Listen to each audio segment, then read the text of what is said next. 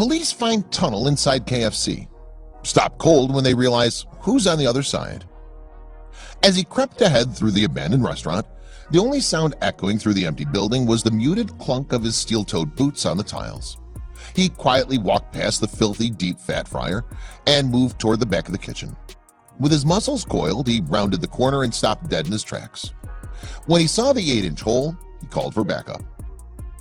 Officer John Irwin had seen a lot during his time working for U.S. Immigrations and Customs Enforcement, but he had never seen anything like this.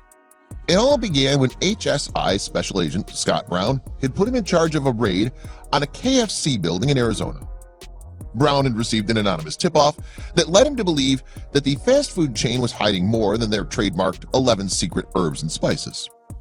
It's a well-known fact that fried chicken chain KFC is second only to McDonald's when it comes to fast food sales. With 20,000 stores around the world, almost 4,500 in the U.S. alone, the Colonel's Chicken empire continues to grow. But one franchise in San Luis, Arizona caught the eye of Homeland Security, and what officers found inside made their heads spin. Locals of San Luis remembered a time when they could grab a bucket of fried chicken just 200 yards away from the Mexican border. But one day the KFC mysteriously shut its doors to the public, and the once popular restaurant shell deteriorated. The sign faded in the baking heat, and the paint began to bubble off the walls. It stood empty for years, but strangely enough, there were always a few cars parked outside, and nobody knew why. Months after the KFC shut its doors, lights began to go on inside the building, late at night. The locals began to speculate that the building might see a reopening yet. They heard the blasting and drilling and assumed that the restaurant was undergoing a revamp. But to everyone's surprise, the building remained closed. Then the rumors began.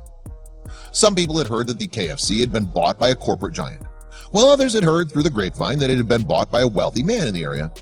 But none could have ever guessed what was really taking place within those crumbling walls.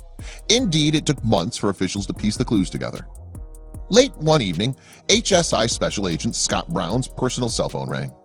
Annoyed by the late hour, Brown considered sending the call straight to voicemail.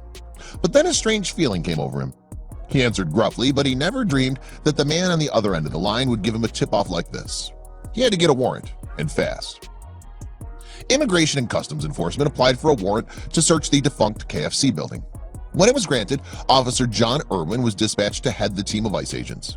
But when he entered the dusty kitchen, he discovered an 8-inch hole in the wall. He called backup.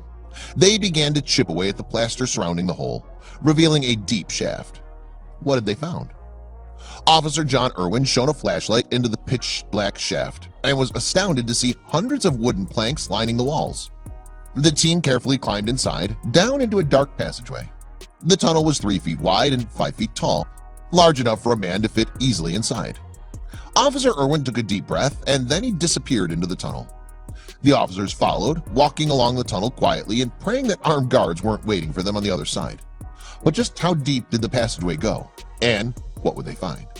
Suddenly, the silence was broken by the sound of footsteps running in the opposite direction. They weren't alone. That's when an unbelievable reality began to dawn on them. It occurred to Officer Irwin in an instant. The tunnel was positioned to go under the Mexican border, straight into Mexico. At the end of the 600-yard-long passage, they came to a ladder that led to a trap door in the ceiling. Officer John Irwin signaled for silence as they braced themselves for a moment. Then he kicked through the trap door. After swiftly breaking through the trap door, Officer Irwin cautiously peered out. Above him, he saw rusty bed springs. They would have to climb out to investigate, but when they did, they couldn't believe their eyes. They had ended up underneath a bed in a Mexican home. Then Officer Irwin noticed the long rope next to the trapdoor's entrance, but he didn't have time to inspect it. Someone was coming. The officers heard footsteps echoing through the tunnel and saw the faint beam of a flashlight. They stood back and waited, and the man practically walked into them. His eyes widened when he reached the top of the ladder and found himself surrounded by ICE agents. He had a suitcase in his hand, which was promptly confiscated. What had been going on here? The first piece of the puzzle had arrived by pure chance, just weeks prior to the discovery of the tunnel. Border police had pulled a man over for a routine traffic stop. After the usual questions, the man's license and plates seemed to check out. The officers were about to let the man go on his way when suddenly their service dog took one sniff at his trailer and went ballistic. The officers searched the trailer and found 2 toolboxes, but when they cracked them open, they were floored. On closer inspection, both boxes contained illegal substances. The man, named Ivan Lopez, was immediately arrested. But delving deeper into the man's history exposed a brazen operation that no one had seen coming. Lopez's freedom had come to an end, but his legacy had just begun. After Lopez's arrest, HSI Special Agent Scott Brown received an unsettling phone call. The call was from an anonymous resident who gave him a reason to suspect that they were only just scratching the surface of Lopez's crimes. After some digging, Brown discovered that it was Lopez who had purchased the old KFC, for which he had paid $390,000 in cash. He immediately contacted Immigration and Customs Enforcement. But was he fast enough? After putting two and two together, it was clear to officials that the reason for this brazen under-border tunnel was to enable Lopez and his cohorts to smuggle contraband into the U.S. from Mexico. Indeed, Lopez's confiscated toolboxes held narcotics worth around $1 million. But how had they gotten away with it? Officials believed that due to the tunnel's size, the people involved in the trafficking would climb down through the trapdoor in the Mexican home and walk the 600-yard passageway until they were directly underneath the old cave. A prominent member of the Mexican cartel. He's currently in prison without bail while he awaits criminal charges. And while these cartel tunnels are becoming more common around the Mexican border, Agent Scott Brown reveals that there was something particularly frightening about the KFC tunnel in Arizona. According to Brown, all these substances authorities found were all hard narcotics. He said, "I think that's what makes this tunnel a little more unique and frankly a little more scary than some of the other ones we've seen." Meanwhile, Richard Jessup, the town's chief of police, told the Washington Post that the surge in tunnels is not surprising.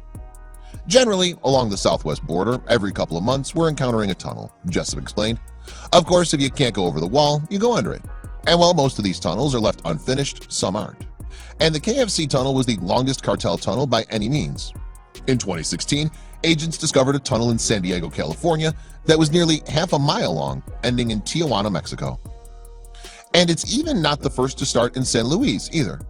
Indeed, a case from 2012 found a passageway that linked Arizona City with San Luis Rio, Colorado in Mexico. Nevertheless, the tunnel shooting out from the abandoned fast food restaurant is still a noteworthy addition to the long list of instances along the border, mostly because of the huge weight of hard narcotics seemingly transported through it.